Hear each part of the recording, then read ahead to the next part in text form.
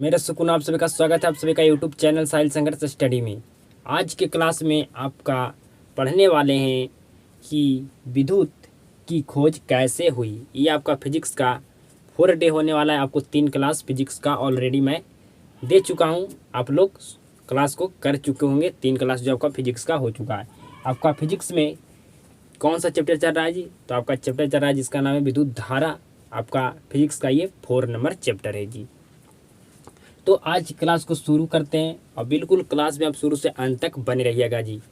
तो सबसे पहले हम समझते हैं खोज एक आपका शब्द है जी। खोज एक आपका शब्द है जी और एक आपका आविष्कार शब्द है जी। क्या है जी? आविष्कार शब्द है जी। क्या ये दोनों को शब्द के मतलब क्या सेम होता है? नहीं, दोनों शब्द का मतलब अलग अलग होता है। आपका खोज मतलब हो गया जो प्रकृति में पहले से मौजूद हो।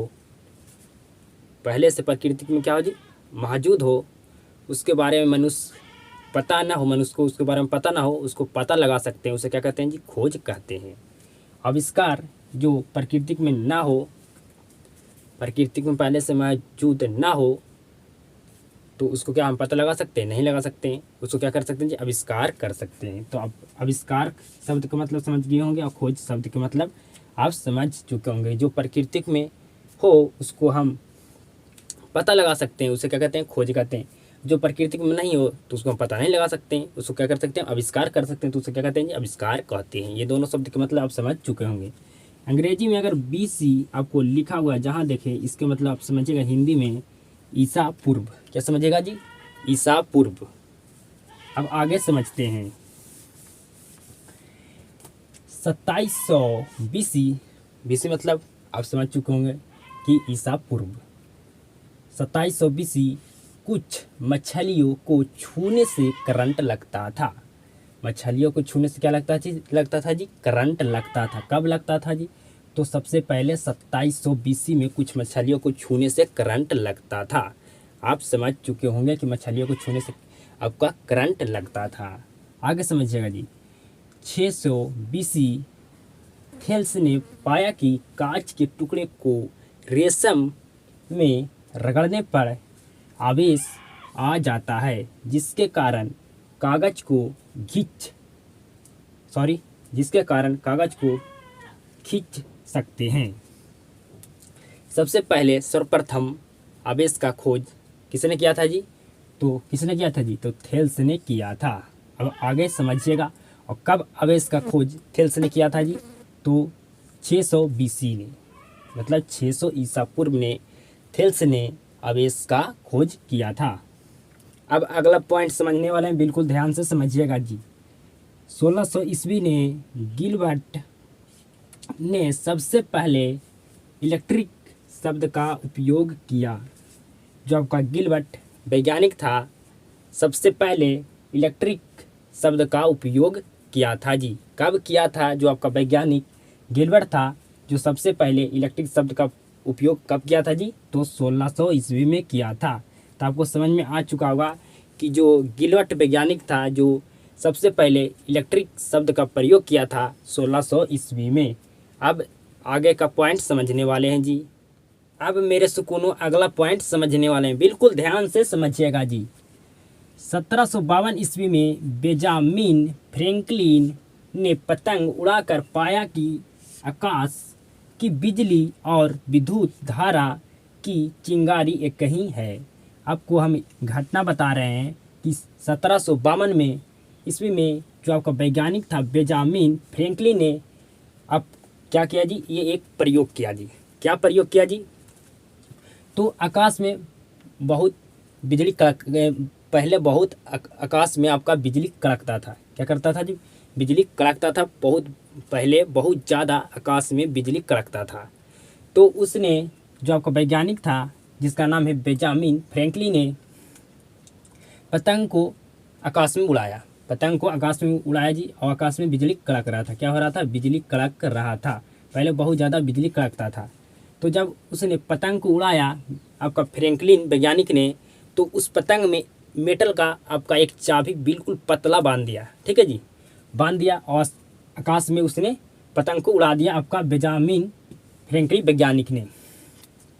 तो जो मेटल का चाबी था, जब बिजली कड़कता था तो मेटल के चाबी के माध्यम से आपका क्या था जी, धागा जो पतंग का था जो भींजा हुआ था, और उसको धागा को पकड़ ले कौन था जी, और पतंग कौन उड़ा रहा था आपका जी, तो बेंजामिन फ्रैंकलिन ने, तो आपका वैज्ञानिक का नाम था। वह पतंग का धागा पकड़ ले था, वही क्या कर रहा था, पतंग को उड़ा रहा था। तो धागा भींजा हुआ था जी, जो आपका मेटल का चाबी था उसके माध्यम से जब बिजली कड़कता था तो जो धागा को पकड़ ले था वैज्ञानिक बेंजामिन फ्रैंकलिन ने, उसको भी करंट लगने लगा, उसको भी करंट लगने लगा, उसको भी करंट लगने लगा। तो आपसे प्रश्न पूछा जाएगा यहाँ से कि पतंग का प्रयोग किसने किया, पतंग उड़ाकर किसने प्रयोग किया, पतंग का उड़ाकर प्रयोग किसने किया जी, तो आपका बेंजामिन फ्रैंकलिन ने, बेंजामिन फ्रैंकलिन वैज्ञानिक ने आपका पतंग का उड़ाकर प्रयोग किया जी। तो जो आपका वैज्ञानिक था बेंजामिन फ्रैंकलिन ने, उसने अनुभव किया, देखा कि जो आकाश में बिजली कड़क रहा है इसको हम लोग उपयोग करने लगे तो बहुत लोगों का भला हो सकता है। तो आपको समझ में आ चुका होगा। आपसे पूछा जाएगा कि पतंग का जो आपका उड़ाने का उपयोग किसने किया था जी, तो पतंग का उपयोग उड़ाने का उपयोग आपका वैज्ञानिक का नाम था जी बेंजामिन फ्रैंकलिन। आगे आप समझिएगा जी, 1800 ईस्वी में अलेसांद्रो वोल्टा ने पाया कि केमिकल रिएक्शन से भी इलेक्ट्रिसिटी बना सकते हैं। सिर्फ आकाश में सिर्फ बिजली नहीं है, सिर्फ मछली के शरीर में बिजली नहीं है। जो आपका वैज्ञानिक था अलेसांद्रो ने वोल्टा ने कहा कि केमिकल रिएक्शन से भी इलेक्ट्रिसिटी मतलब बिजली बना सकते हैं। तब उन्होंने Zn+Cu मतलब जिंक और कॉपर प्लेटों का प्रयोग करके पहली बार बैटरी का निर्माण किया। आपसे पूछा जाएगा कि बैटरी का पहली बार निर्माण किसने किया था, तो आपको वैज्ञानिक का क्या नाम था जी, अलेसांद्रो वोल्टा, हम लोग वोल्टा के नाम से जानते हैं जी। शुष्क सेल का आविष्कार किसने किया जी, तो शुष्क सेल का आपका आविष्कार निर्माण किसने किया जी, तो आपका वोल्टा ने किया। इसका पूरा नाम है अलेसांद्रो वोल्टा। तो आपको समझ में आ चुका होगा कि केमिकल रिएक्शन से भी हम बिजली बना सकते हैं जी। और इसने जिंक और कॉपर के प्लेटों का प्रयोग करके इसने बैटरी का निर्माण कर दिया। आपसे प्रश्न पूछा जाएगा शुष्क सेल का निर्माण किसने किया जी, तो अलेसांद्रो वोल्टा ने किया था। आपको समझ में आ चुका होगा। आगे का पॉइंट समझिएगा, बिल्कुल ध्यान देकर जी। 1878 ईस्वी में थॉमस एल्वा एडिसन ने बल्ब का आविष्कार किया। बल्ब का आविष्कार किसने किया जी, तो एडिसन ने किया। किसने किया जी, एडिसन ने किया। बल्ब का आविष्कार हुआ तभी आपका रोशनी आया। क्या आया जी, रोशनी आया। तो आपसे पूछा जाएगा कि बल्ब का आविष्कार किसने किया था, तो थॉमस एल्वा एडिसन ने, थॉमस एल्वा एडिसन में। तो आपको समझ में 100% आ चुका होगा जी। अब अगले पॉइंट को समझने वाले हैं मेरे सुकूनों अगले पॉइंट को समझने वाले हैं, बिल्कुल ध्यान से समझिएगा। 1831 ईस्वी में माइकल फैराडे ने डीसी इलेक्ट्रिक डायनोमो और डीसी मोटर की खोज की। तो डीसी इलेक्ट्रिक डायनोमो और डीसी मोटर की खोज किसने किया जी, तो माइकल फैराडे ने किया। कब किया जी, 1831 ईस्वी में, 1831 ईस्वी। इसी की वजह से विद्युत का निर्माण हुआ जी। और जो आपका जनरेटर होता है, जनरेटर में आपका डायनोमो लगा होता है, जो क्या करता है जी, बिजली का उत्पादन करता है। इसी की वजह से हमें बिजली मिलने लगा जी। माइकल फैराडे की वजह से हमें डीसी करंट मिलने लगा जी। माइकल फैराडे की वजह से ही डीसी करंट हम लोग को मिलने लगा जी। तो अभी तक हमारा क्या हुआ था जी, डीसी करंट का सिर्फ हमें मिल रहा था। अभी तक डीसी करंट बनाया गया था। अभी तक डीसी करंट क्या किया गया था जी, बनाया गया था। डीसी करंट को अभी तक आविष्कार किया गया था। अभी तक हमारा एसी करंट अभी तक हमें नहीं बनाया गया था। डीसी करंट अभी तक हमें, एसी करंट अभी तक हमें नहीं मिला था जी। अब आगे समझिएगा जी। इसी बीच एक व्यक्ति आता है जिसका नाम है निकोला टेस्ला। इसने कहा मैं एसी करंट बना सकता हूँ, एसी करंट बना सकता हूँ जी। तो एडिसन की डीसी करंट प्रोडक्शन की कंपनी भी था। क्या था जी? जो आपका एडिसन वैज्ञानिक था, आपका थॉमस एल्वा एडिसन, जिसका एक क्या था जी, कंपनी था डीसी करंट बनाने का। मोटर की मदद से जो इसका एडिसन कंपनी था, वहाँ मोटर की मदद से डीसी करंट बनाया जा रहा था, लोगों को सप्लाई दिया जा रहा था, लोगों को सप्लाई किया जा रहा था जी करंट को, डीसी करंट को। डीसी करंट की मदद से करंट बनाया रहा था। डीसी करंट की मदद से जो हम मोटर था कंपनी में, उसकी मदद से क्या बना रहा था? डीसी करंट बना रहा था जी। आगे समझिएगा। निकोला टेस्ला एडिसन की कंपनी में काम कर रहे थे। जो आपका एडिसन था, जो उसका एक कंपनी था, उस कंपनी में मोटर की मदद से डीसी करंट बनाया जा रहा था जी, और लोगों को सप्लाई किया जा रहा था जी। उसी कंपनी में निकोला टेस्ला, जो आपका वैज्ञानिक है, इसी भी वैज्ञानिक निकोला टेस्ला, ये भी एडिसन के कंपनी में काम कर रहे थे। तब एडिसन ने उससे कहा था, टेस्ला ने कहा था कि हम एसी करंट बना सकते हैं। तो क्या हुआ जी? तब एडिसन ने उससे कहा था कि मेरा डीसी करंट को ठीक कर दो, डीसी मोटर को ठीक कर दो। जो एडिसन कंपनी था, उसमें मोटर के मदद से डीसी करंट सप्लाई किया जा रहा था, डीसी करंट बनाया जा रहा था। तो डीसी करंट बनाकर फिर सप्लाई किया जा रहा था। तो उसका क्या होगा? मोटर हो गया खराब, मोटर हो गया उसका, बिगड़ गया एडिसन के कंपनी में, जिससे क्या किया जा रहा था जी? डीसी करंट बनाया जा रहा था। तो निकोलस टेस्ला ने कहा कि मैं एसी करंट बना सकता हूँ। तो एडिसन थे, जिसका कंपनी था, जो डीसी करंट बना रहा था जी मोटर के मदद से। तो एडिसन ने कहा अगर आप इतना जानकार हैं तो मेरा मोटर को ठीक कर दो। तो जो निकोला टेस्ला था, जो बहुत ज़्यादा मेहनत करके रात दिन क्या किया जी? उसका मोटर को ठीक कर दिया। उसका एडिसन के जो कंपनी में मोटर ख़राब हो गया था, उसको क्या कर दिया जी? ठीक कर दिया। उसको जब ठीक कर दिया, और उसको ठीक करने के बदले में कहा था कि मैं तुम्हें $50,000 दूंगा। तो जब मोटर ठीक कर दिया उसका कंपनी का, तब आता है जी $50,000 उसको देने का। तो जो एडिसन साहब थे, जो उसको $50,000 दूंगा, पर नहीं दिया। देने के लिए कहा था, लेकिन नहीं दिया। उसको $50,000 नहीं दिया। जो आपका टेस्ला साहब थे, निकोलस टेस्ला, जिसने मोटर ठीक किया था, और ये टेस्ला साहब एडिसन के कंपनी में काम करता था, तो नहीं दिया।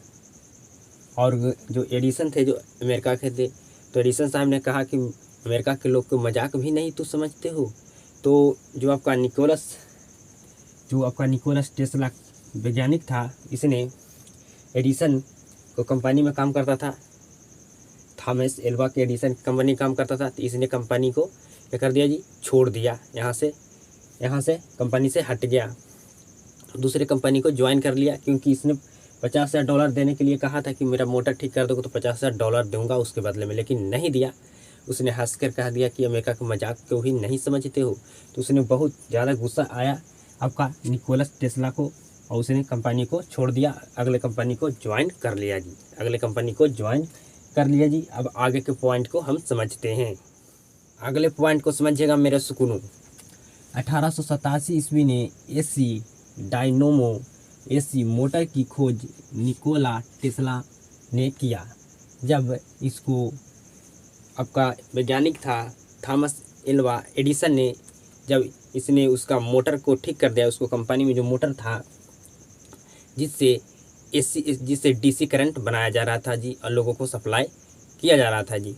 तो मोटर को जब ने उसने ठीक कर दिया, और एडिसन ने कहा था कि तुम्हें $50,000 देंगे, नहीं दिया। उसको गुस्सा आया, उस कंपनी को छोड़ दिया, अगले कंपनी में क्या कर लिया जी? आपका टेस्ला साहब ने ज्वाइन कर लिया। और वहाँ जाकर क्या किया जी? आपका एसी डायनोमो और एसी मोटर की खोज की। तो आपसे पूछा गया एसी डायनोमो और एसी मोटर की खोज किसने किया था जी? तो किया था आपका निकोला टेस्ला ने 1887 ईस्वी ने आपका जो टेस्ला साहब थे जो एसी करंट का आपका खोज कर दिया जी, एसी करंट का खोज कर दिया। अब हमारे पास क्या आ गया जी, एसी करंट आ गया। आगे समझिएगा, डीसी करंट को 2 मील तक ट्रेवल कर सकते हैं। 2 मील से अब ज़्यादा एसी करंट को ट्रेवल नहीं कर सकते, लेकिन आपका डीसी करंट को 2 मील तक ट्रेवल कर सकते हैं, लेकिन एसी करंट को हज़ारों मील तक हम ट्रेवल कर सकते हैं। डीसी करंट क्या होता है आपका जी, महंगा होता है। एक आप लाते हैं बैटरी, उस 10 रुपये का बैटरी से आपका 1 से 2 घंटा ही बल्ब जल पाता है। तो रोज़ अगर आप लाइएगा तो बहुत ज़्यादा महंगा आपका पड़ता है डीसी करंट। रोज़ आप कितना बल्ब भरिएगा बैटरी से, बहुत ज़्यादा महंगा होता है जी। लेकिन एसी करंट क्या होता है आपका जी, सस्ता होता है। एसी करंट सस्ता होता है। तो आप लोग समझ चुके होंगे कि एसी करंट की खोज किसने किया था जी, तो निकोला टेस्ला ने किया था। और कब किया था जी, 1887 ईस्वी ने। और डीसी हम करंट को 2 मील तक ट्रेवल कर सकते हैं, उससे ज़्यादा नहीं कर सकते हैं जी। और आपको डीसी करंट को 2 मील तक ट्रेवल कर सकते हैं, और एसी करंट को हज़ारों मील तक। डीसी करंट आपका महंगा होता है और एसी करंट आपका सस्ता होता है। आपने आवेश की परिभाषा को नहीं समझे थे, आपको आवेश की परिभाषा नहीं बताए थे जब आपको आवेश पढ़ा रहे थे। तो आवेश किसे कहते हैं जी, किन्हीं दो वस्तु को परस्पर रगड़ने पर क्या होता है जी, आपका आवेश उत्पत्ति होती है। किन्हीं दो वस्तुओं को परस्पर रगड़ने पर आवेश उत्पत्ति होती है।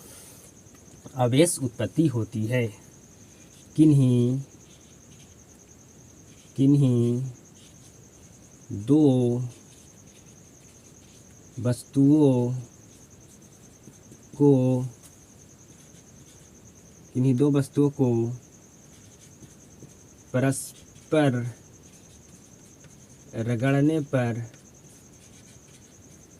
दो वस्तुओं को परस्पर रगड़ने पर आवेश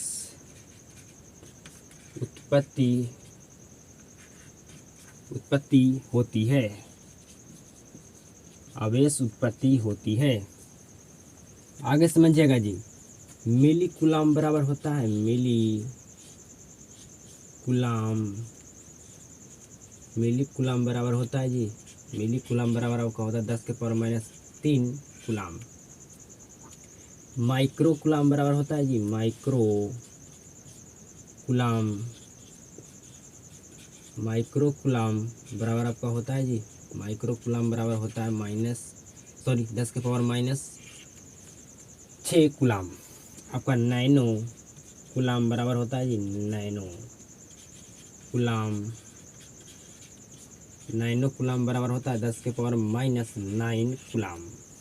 नैनो कूलाम बराबर क्या होता है जी, 10 के पावर -9 कूलाम। तो आपको आज क्लास में बिल्कुल अच्छे तरीके से समझ में आया होगा। तो इस क्लास को एक शेयर जरूर करना। आप सबके साथ मुलाकात होता है नेक्स्ट क्लास में।